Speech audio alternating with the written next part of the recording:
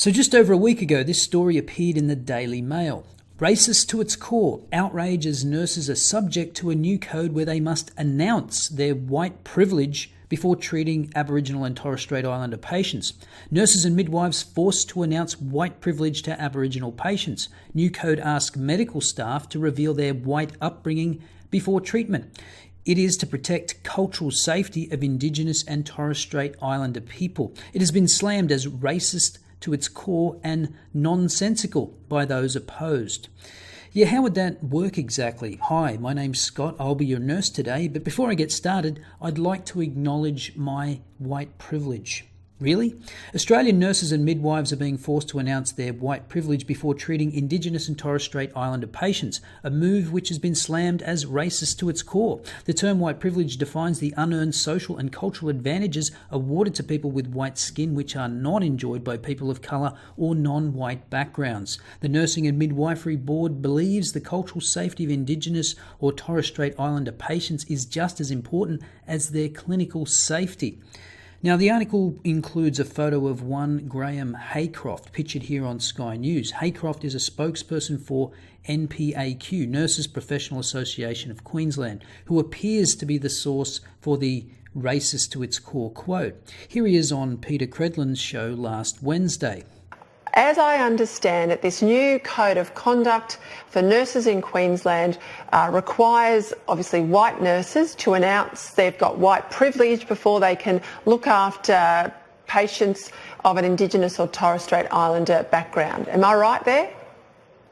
Yes, you are, except that it's not just Queensland, Peter, it's all of Australia. There's 350,000 nurses and midwives Australia-wide, and they're all now subject to this new code. So what does the Nursing and Midwifery Board Nursing Code of Conduct, which as you can see here was updated on March 1st, actually say?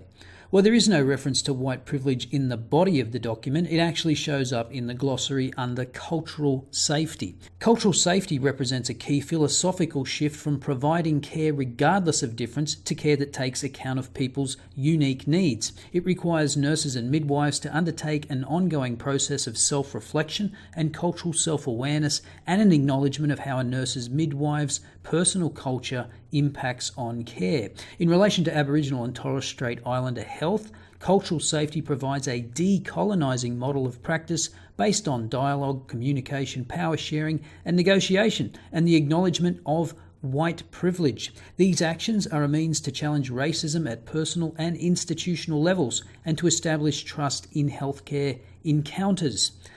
Now, it's still not clear to me after reading that what it actually means. Firstly, this idea of cultural safety, treating people as individuals rather than providing care regardless of difference. What do you care most about when you get medical treatment? I would think nearly everyone wants to be treated by professionals that can deliver the best possible care given your particular circumstances. And by circumstances, I mean what's wrong with you medically, not what's different about you culturally. The only thing I can think of that would require some kind of special consideration is that Indigenous Australians are disproportionately represented in tight-knit remote communities, and as such they may feel uneasy about being in a large hospital in the city being treated by people they don't know. But, and correct me if I'm wrong, any of you nurses out there, nurses are trained to deal with all manner of people, whether they have high anxiety, mental illness, or even suicidal tendencies. And what does the reference to white privilege in a decolonising model of practice mean? Does it just mean being aware of the history of colonisation? And to what end? Is that likely to be a topic of conversation in a medical setting?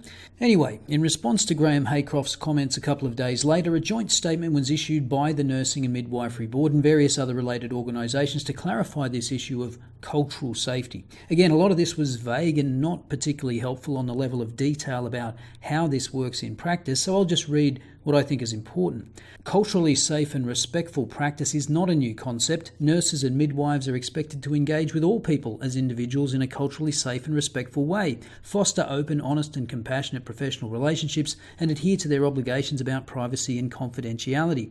Many health services already provide cultural safety training for their staff. Cultural safety is about the person person who is providing care reflecting on their own assumptions and culture in order to work in a genuine partnership with Aboriginal and Torres Strait Islander peoples. Nurses and midwives have always had a responsibility to provide care that contributes to the best possible outcome for the person, woman, they are caring for. They need to work in partnership with that person, woman, to do so. The principle of cultural safety in the new Code of Conduct for Nurses and Code of Conduct for Midwives provides simple, common sense guidance on how to work in a partnership with Aboriginal and Torres Strait Islander peoples. The codes do not require nurses or midwives to declare or apologise for white privilege. Okay, so if we are to take them at their word here, this is more about reflecting on your assumptions, not publicly confessing your white privilege to patients. But what do they mean by assumptions? Are they dancing around saying unconscious bias? In the statement, they also reference the Closing the Gap report. So obviously this is about addressing the differential health outcomes between Indigenous Australians and the rest of the population. But does this really help? Surely the focus should be on improving the living conditions of remote communities, educational and work opportunities. And perhaps that is the focus and this is just peripheral. But is it really necessary? It sounds more like symbolism. Anyway, on the following Monday, March 26, the ABC's Media Watch did a story on this and asked the Nursing and Midwifery Board some questions that perhaps the Daily Mail and Peter Credlin should have asked. So is the story true? Well, no, although there is some basis to it. There is a new code for nurses and midwives which came into effect this month, and it does talk about Indigenous patients, and the glossary does say this about white privilege. In relation to Aboriginal and Torres Strait Islander health, cultural safety provides a decolonising model of practice based on dialogue, communication, power sharing and negotiation, and the acknowledgement of white privilege.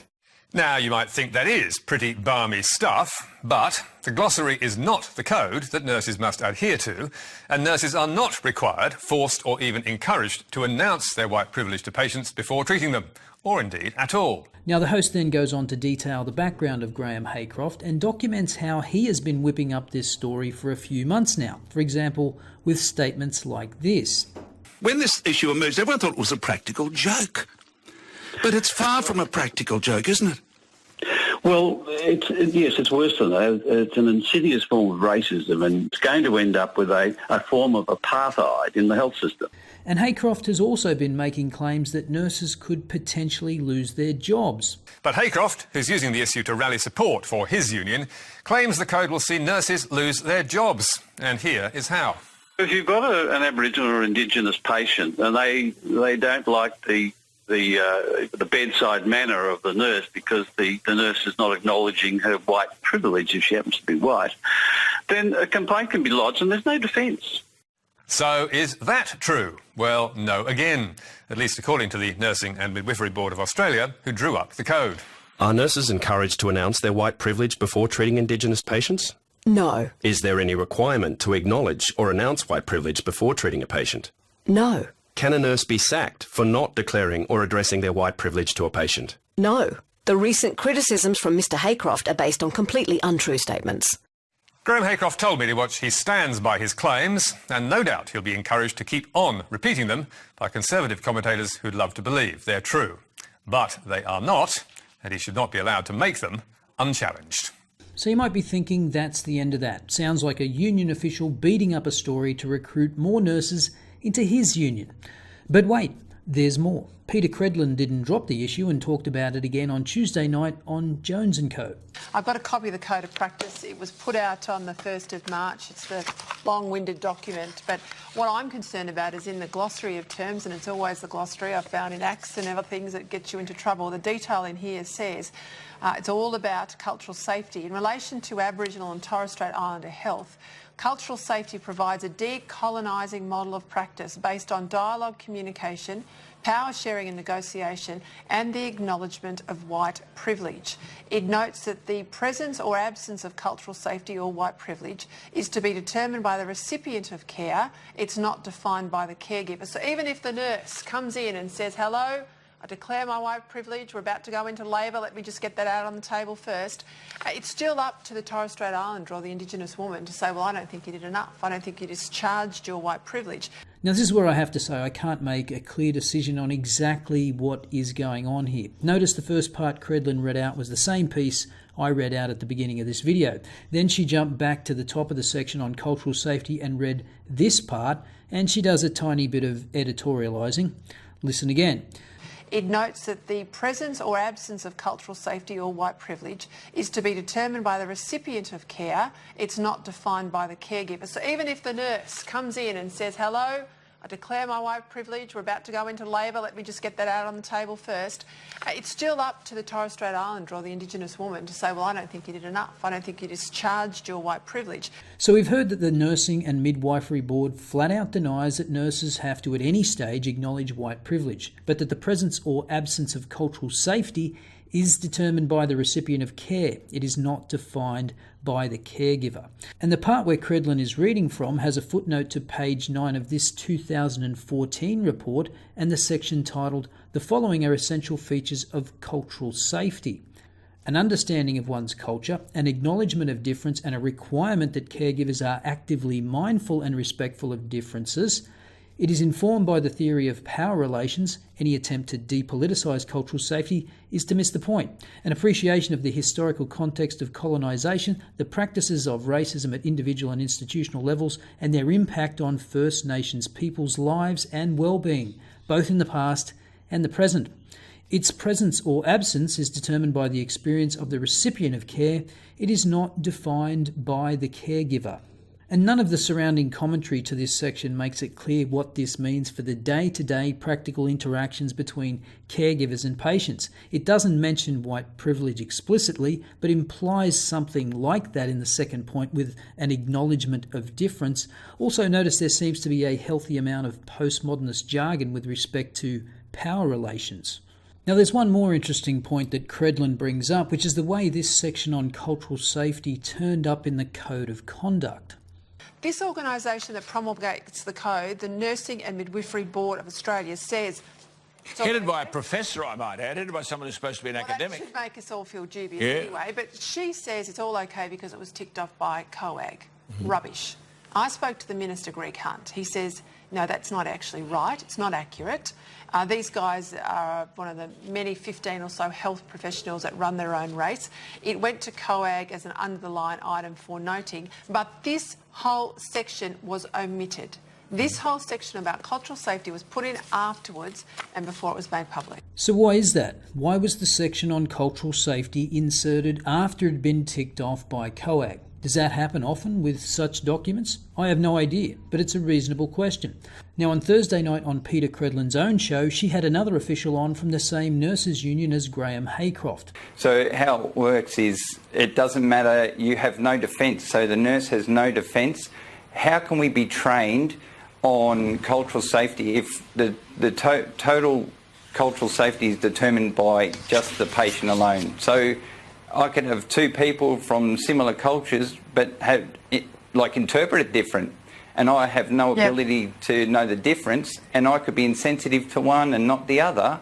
That's all the footage I could find, but I did watch the full segment, and essentially he reiterates the same concerns around nurses potentially losing their jobs for not discharging their duties around cultural safety. So I have more questions and answers here. I think it's doubtful that nurses need to acknowledge their white privilege to Indigenous patients. That seems absurd. And if that ever was the case, the Nursing and Midwifery Board has backed down. The real question is, what does the cultural safety being determined by the patient actually mean? Does it really threaten a nurse's livelihood, or is it all just overblown? As usual, let me know your thoughts in the comments below. I'll see you next time.